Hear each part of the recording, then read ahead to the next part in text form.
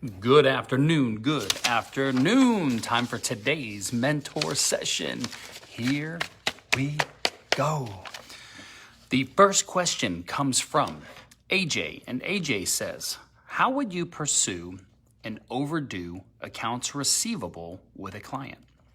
The background is, a former client owes me about 1.5 months of retainer for work performed in good faith. I've pursued this for about 2 months and they haven't responded to any inquiries. In hindsight, I should have carried on in good faith for nearly that long before ending the retainer. But I was caught off guard because things were running well, it seemed. What do you do in situations like this? Okay, the first thing I do is I learn to not put myself in situations like that. Service-based businesses, I always like to collect the money in advance, and then if they cancel or don't get the work done, I can always do a refund. My last company, we had an annual service contract that people paid in advance for the future year, right? That way if they canceled halfway or whatever, they get half back, or we actually didn't have a refund policy, but when you pay your cell phone bill, they want you to pay in advance. When you get your utilities, normally you have to put a deposit or they do a credit check, but utility companies can shut off your lights and you'll make your payment. When you make your car payments, it's usually in advance. Learn from the big companies that have been through there and done this, that it's always better to get money in advance. A lot of service companies will get 50% up front and then the other 50% at the end, and then they'll release whatever they're doing for them. If you have a monthly retainer going, always collect a month in advance. That's what I would do. I'm a vendor and I'm a consumer, and the service providers that I do business with, they all make me pay a month in advance. I think that's becoming pretty standard. If someone doesn't pay their bill, stop doing work for them immediately. That's what I would do. Unless I have a longer term relationship with somebody, generally speaking, you're just gonna use your gut instinct. But when you're a smaller operation especially, sometimes we try to go over and above and beyond, but always better to just collect a month in advance. Now, to answer your question of what do you do after it's already happened, if the person's not returning your phone calls after a month and a half, they're probably not gonna return your calls. They probably don't have the money. They're either embarrassed or they're broke. Stop doing any services for them. Send in an email, say, hey, listen, I understand. If it were me, I'd say, hey, John, I understand that something must have happened that you're not paying the bill that you owe me for. This is the outstanding balance. You must be going through some hard times. I'm really sorry to hear that. I know what it's like. If you ever want to pick up services again with me, I'm going to ask you to catch up on what you owe me, and then we can start moving forward again. I'm not going to bother you with any more emails or phone calls. I'm going to leave it up to you. You're a good person, I know. You must be going through some stuff. Feel free to reach out. And I would keep it professional. I've gone through it on both sides. You just never know what can happen, but that's what I would do. Learn from it to set up better processes. And remember this, a lot of people think, oh, you need to have a good contract so that people never do this to you. What are you gonna do? Sue the person for $5,000 or $10,000? It's gonna cost you more time, headache, legal fees, your own, whatever, and aggravation for the $10,000. The contract doesn't mean anything unless you're gonna sue somebody, right? I always think it's interesting that people really want to go off the deep end for a $2,000 a month contract, retainer contract. Unless there's IP, intellectual property involved, and you want to make sure that you own it or what have you, contracts when it's $1,000, $2,000, even $5,000 a month, really not that big a deal. What's somebody going to do? Sue you? Unless you're a name recognized person, unless you're a bigger company, contracts really don't even mean a lot when it's a small company. It's nice to have so that you can use it as a threat, but by and large, most small businesses aren't going to sue each other, okay? Hope that helps, AJ. Keep your head up. Just the way that and here's the thing, the way that I solve problems like that is I just go get more clients. Okay, the next question comes in from Corey, and Corey says, and Corey, I redid your question to what I think you're asking. Hopefully this is what you were truly asking, and if not, just to resubmit another question, okay? The question is, what and where would you go if you needed to write an elevator pitch for your business, and how is that different than creating a sales pitch. The background is I sell medical licensed water ionizer, Kangen water. It is used in hotel, restaurants, hospitals, etc. It produces 5 different types of pH water ranging from strong acidic to highly alkalized 11.5 and produces pH 9.5 hydrogen-rich drinking water used for eco-friendly cleaning pesticides of produce, hygiene care, and for drinking. This technology has over 64 plus uses. It also another stream of lucrative income for businesses and saves them money on cleaning products and plastic water bottles. I need help presenting a clear message on what I do on my LinkedIn profile as well as my other social media platforms. Sorry for the long message, just trying to get as much detail as possible. Yes, very obvious that you need help here. An elevator pitch is traditionally used when you're trying to pitch your business for investment. That's where the traditional term elevator pitch comes from. You're looking for a sales pitch, and it can be intertwined with the word elevator pitch, but you definitely want it to be clear and concise, and then you might have different descriptions and words that you use based on the audience. If it's just somebody that you're meeting in an elevator, a stranger, you're not trying to pitch them, you could have one type of answer to, hey, what do you do for a living? If you want to pitch it for investment to an investor, then you would have a different type of elevator pitch. If you're pitching it to, you're calling somebody on the phone and you're trying to sell your products and services, then you want to create an entire sales funnel, which would include your phone approach to get an appointment. Then you'd want to set up all of the questions and rapport building questions you're going to ask in your presentation. And then you're going to create a presentation of your products and services. Then you're going to be ready with answers to the most common objections that someone might have when buying your product or service, and restart the dialogue. And most of this is covered in Pro Code Sales, in the Pro Code Sales training from Tom. If it were me, I would, and I really wanted to develop a strong elevator pitch, sales pitch, approach, overcoming objections, I would literally send an email to Tom Black and say, hey, Tom, can I set up a 1-hour phone call with you or Zoom for you to help me word out my pitch to potential sales clients and help me understand how to phrase the answers to the objections that I'm going to need to overcome. Tom charges $500 to do this. He is an expert. He's one of the best in the business at doing this. He is who I would call. I would know how to make it up enough because I've been in business long enough, but I'm not an expert. It's like LeBron James, or I don't like LeBron James. Let's take Michael Jordan, the GOAT. Michael Jordan is a fantastic basketball player, but he's not the greatest coach in the world. Just because you're great at sales, which I'm great at sales, doesn't mean I would be a great sales coach to help you put together your pitch and your sales processes and funnel and your answers to the most common objections. Tom is an expert coach. I would spend the $500 if you're having a hard time, which you obviously are. I would book a consultation call with Tom and have him help you. Okay, that's what I would do. Okay, the next question comes in from Shawn. And Shawn says, what are effective ways to market and sell to franchise organizations as a vendor? The background is I have a business that works with companies, organizations to manage their energy procurement in the US and Canada. We will perform an energy needs assessment based on site-specific business data. I'm targeting franchises to maximize the ability to scale. When applicable, we can also do feasibility studies to provide complete managed facility services, including solar opportunities.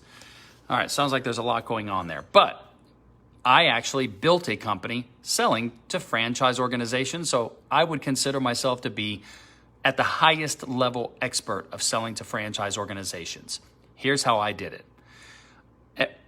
In the beginning, I wanted to prove my concept before I started calling on the franchise organizations.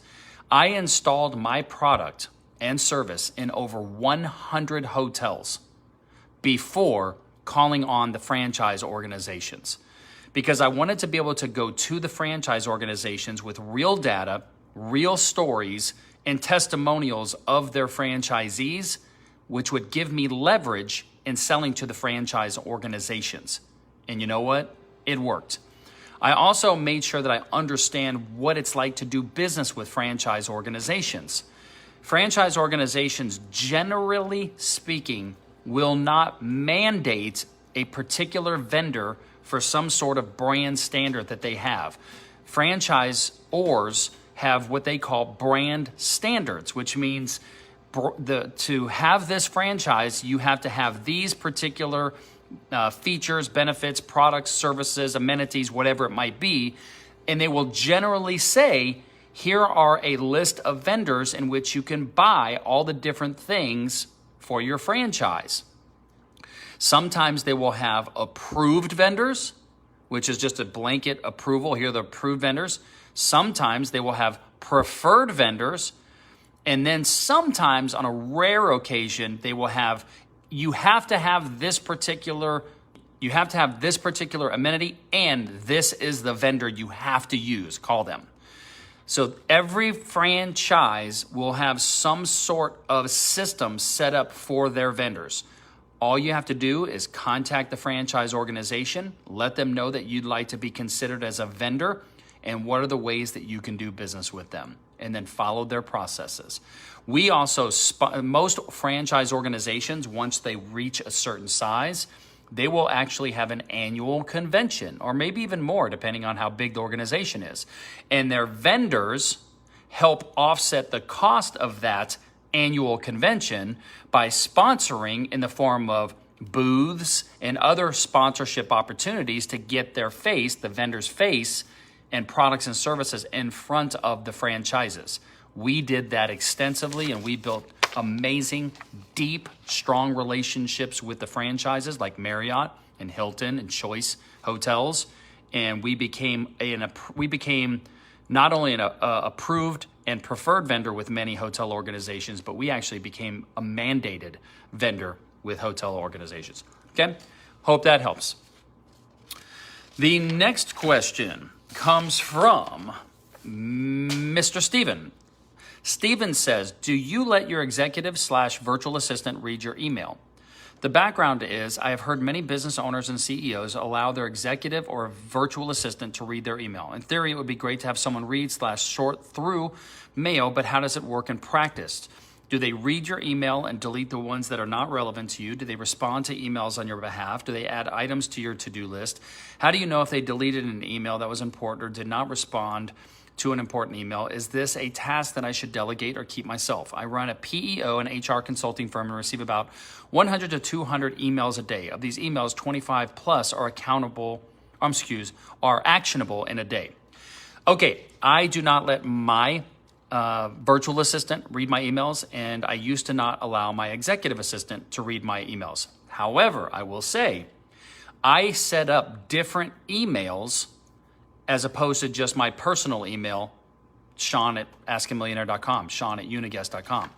I have all kinds of different emails. And as I grew my company to be more than just myself, I started delegating certain email inboxes to certain people I would hire. My assistant would have, for instance, I have concierge@askamillionaire.com. Even though I see it, I usually let Shirley, who is the connection manager and kind of concierge person for the company right now, it's her responsibility to manage that concierge@askamillionaire email address. My assistant has VA1, virtual assistant. That way, if she leaves, I just give it to somebody else, and there are certain emails that go to her. I also have info, admin, payment. And as I grow as an organization, I will delegate those emails to other people. My Shawn@askamillionaire email address is my personal one. I get that, and I generally speaking, people don't email that unless they're trying to get a hold of me specifically, and I can manage that on a daily basis. The answer to your question, though, Stephen, is any way that you want to do it, completely up to you. you can create a system in which your virtual or executive assistant takes care of all of your emails. You get another email address that's only for you, that she has access to and nobody else. And she can simply forward emails to you that she doesn't know what to do with. And that might get your emails down from the 100 to 200 that you have to deal with down to 5 or 10, right? Because the other 10 or 15 over time, she's going to learn how to handle those on your behalf. You can also use calendar request platforms like Calendly. In that way, if somebody needs to book an appointment with you, you're not going back and forth. You're just like, use my link, get on my calendar. Or what is your calendar link, and let me get on yours. Sometimes, and I've seen this with many people, it takes them 3 to 5 different email exchanges with somebody just to get on their calendar, because they're using old, antiquated ways to just book an appointment with somebody, when I can just send somebody a link and say, get on my calendar, and they use it. Or give me yours and I'll use yours. It saves 3 to 5 different emails, saves my time, saves their time, okay? Hope that helps. Okay, the next question comes from Heather Brockman. And Heather says, when sending an employee for a drug test, is it best to have them accompanied by a member of management? The background is I recently had an issue with an employee involving one of my vehicles. We have on-site drug tests, but I realize I need to have an option for sending her to a facility for better accuracy.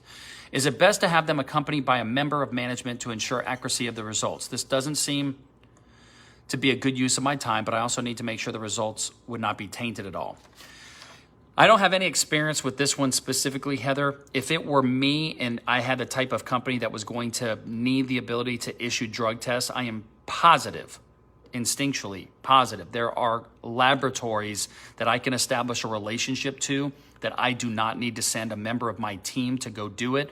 I would just send them to a lab. The lab would take the information, make sure it's perfect, and get me back the results and get the employee the results.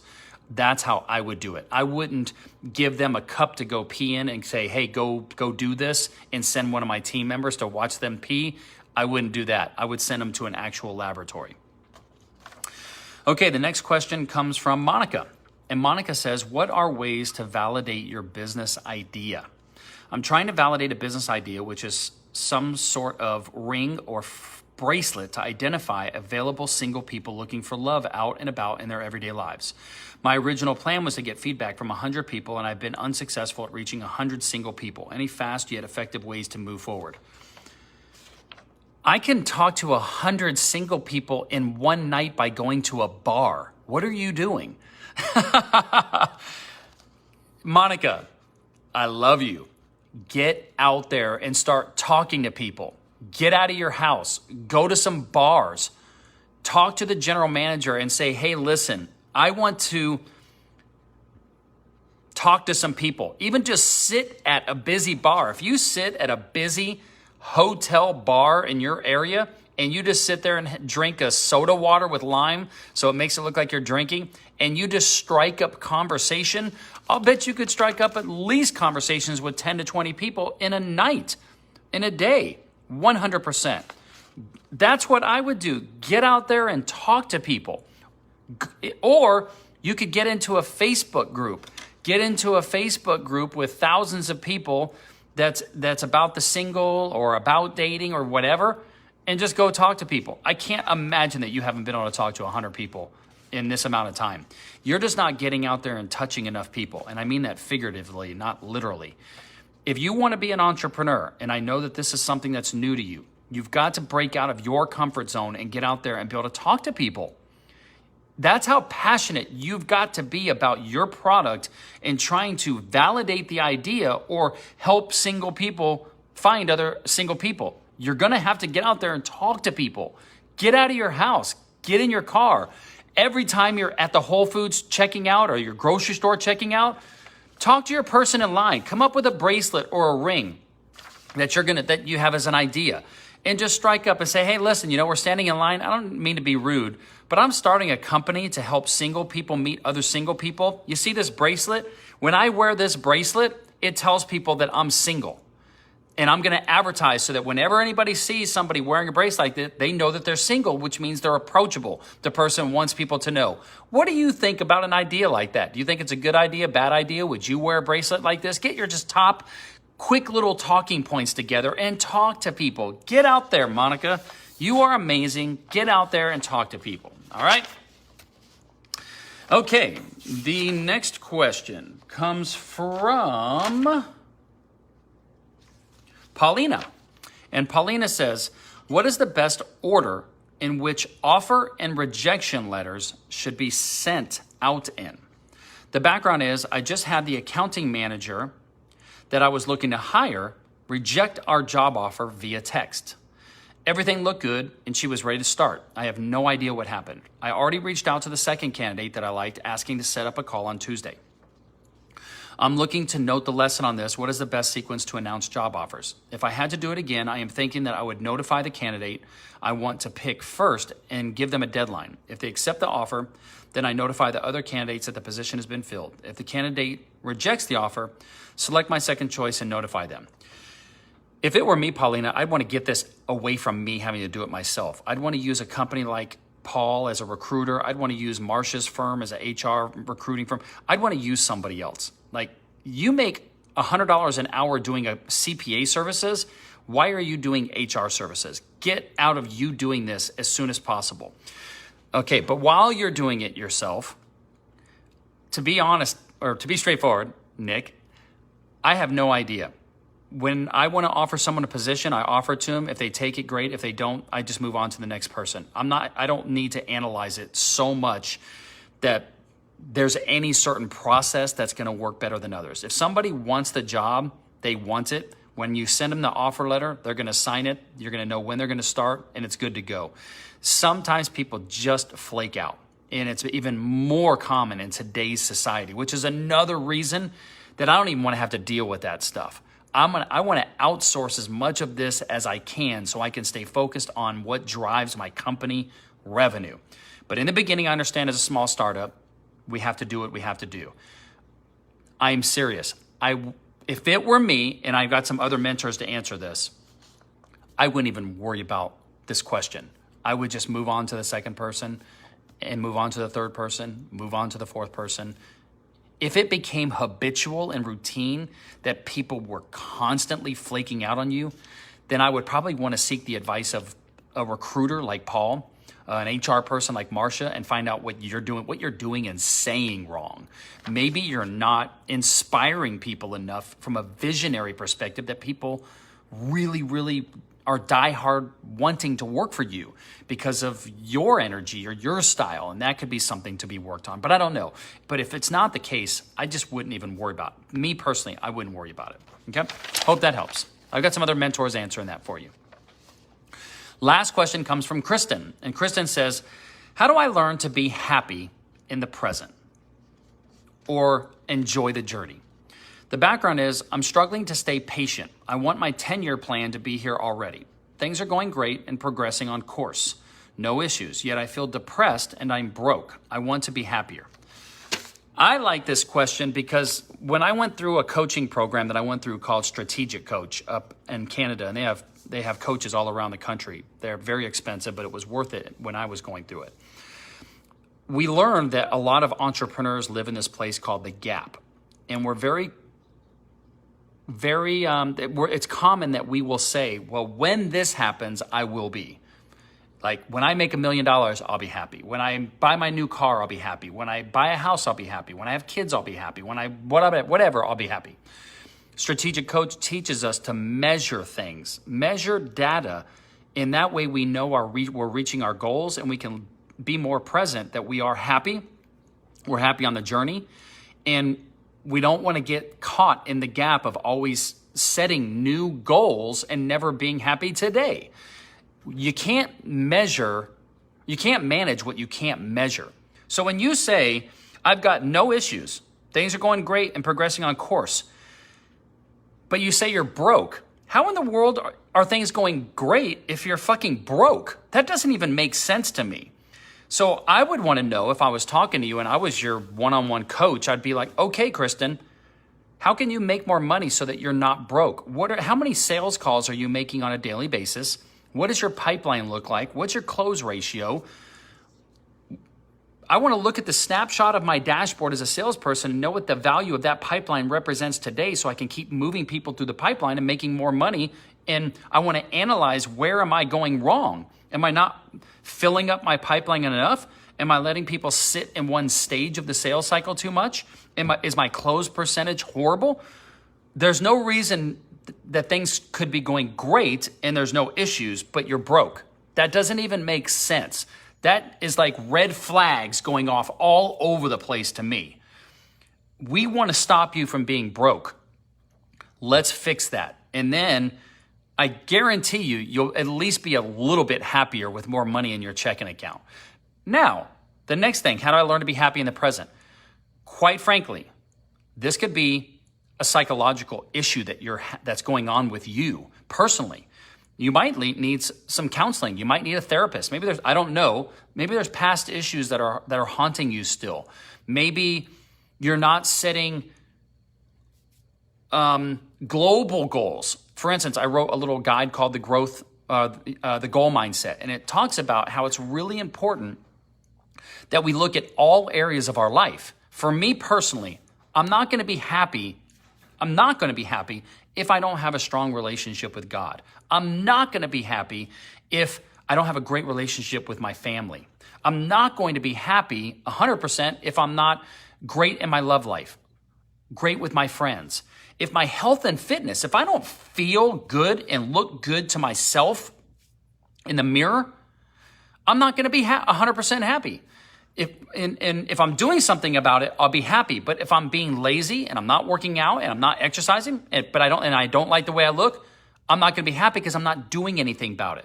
If I'm not happy with the amount of net worth I have, I'm not going to be happy. If I'm not happy with the amount of philanthropy, of charity that I'm giving, I'm not going to be happy. I take all those things into consideration, and I always have actionable goals and objectives of what I'm doing today to make myself happy, knowing that it's always a journey. We get to where, when we go through the process of finding success in life, not just financially, but usually financially in the beginning, we learn to understand that it is truly the journey that we love doing. It's not necessarily the outcome. The outcomes, the results, are great rewards, and it keeps motivating us, and it helps us reach different goals and what have you, and that's fantastic. But ultimately, it's performing the work, the activity, and measuring everything around it that truly makes us feel good as people. I would say that if you're not happy in the present, you're not measuring some data, you're not working on some objectives and goals, you're not measuring to see that you're actually making progress. But the being broke thing, knowing what you're working on with your dad's business, there's zero reason that you should be broke for X amount of days or months, because that business has growth opportunities. You should not be broke unless there's just some outlandish, outstanding things that you've taken on as far as obligation, and that you should be getting some help from somebody else. But all kinds of red flags going off that you say things are going great and progressing on course, no issues, but I'm depressed and broke. Those are completely contradictory in nature. And I'd like to dig in and find out what the issue is. But here's the thing. When we go to the doctor because we know there's something going on with our heart or our stomach or whatever, we're looking for the doctor to diagnose us and give us a clear path to making it feel better. You got to want the same thing in your business and your personal life. If someone comes to me, I don't even know your situation from a health perspective, but I have some friends that were here this weekend, and I'm just thinking of them right now. They're always complaining about their weight, and then they just came here for 5 days and drank and ate everything, and I'm going, there's the reason why you're not healthy. Here's the reason why you can barely walk up the stairs. They're one of them's pretty overweight. And so they're not doing anything about it. But if it was something that was very important, like it was their health, and the doctor said, you got to do this, it makes us go, whoa, So we want to diagnose what's wrong, and then we want to write a prescription and start working on it. And know that some things just take time, and that's okay. But if you're measuring the progress, like when I want to lose weight, I measure the progress every single day. I'm doing the activities every day that I know I need to do. And then I know within a week, because I've been doing this a long time, I know within a week I should hit this goal, and I'm measuring it. By the second week, I'm measuring it and I should hit this goal. By the third week, it's the same thing in business. When I want to fill up my funnel and I want to take people through the funnel, and I know that if I do this, I'm going to make this much money. So those are the things that you've got to start implementing in your life so that you're not broke. The depression could be a lot of things, so I don't know how to diagnose that. If it's clinical depression, you might need some medication or some therapy or whatever it might be. And I would say seek help if you're truly depressed, because you're a great person, and sometimes it's just medical and you need some help. So anyways, if you need a get out of jail call, book it. If you need some help with your sales, we need to get you hooked up with Tom Black. But you've got too many opportunities, I know, in front of you that there's no reason for you to be broke. Let's fix that, okay? Hope that helps. That's the last question for today. I've got some other mentors answering these for you too, Kristen. And I've got some people that are more spiritual, so they're going to give you a really wide array of answers. And I hope you get something out of all of them, okay? That is today's mentor session. If you want to submit another question to get another mentor session going with me, just go into the portal and ask some questions. And I'm going to get this list over to Honey, and she's going to send this out to everybody that I answered your question today. And then she will put it on the weekly recap. All right. And remember, you can always see all of our mentor sessions on our podcast, on our YouTube channel. And you can always listen to it on the SoundCloud account in audio form. All right. Take care. Peace out. I will see you soon.